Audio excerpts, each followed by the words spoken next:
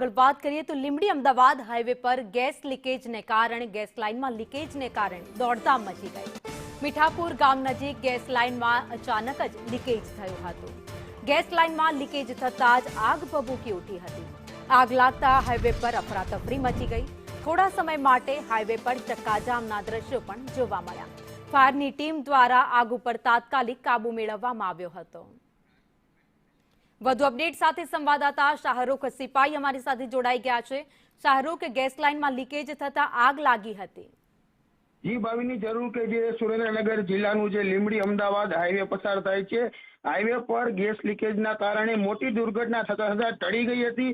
મીઠાપુર ગામના નજીક જ ગેસ લાઇન અચાનક લીકેજ થતા આગ ભભૂકી ઉઠી હતી। આગ લાગતા હાઈવે પર અફરાતફરીના દ્રશ્યો પણ સર્જાયા હતા।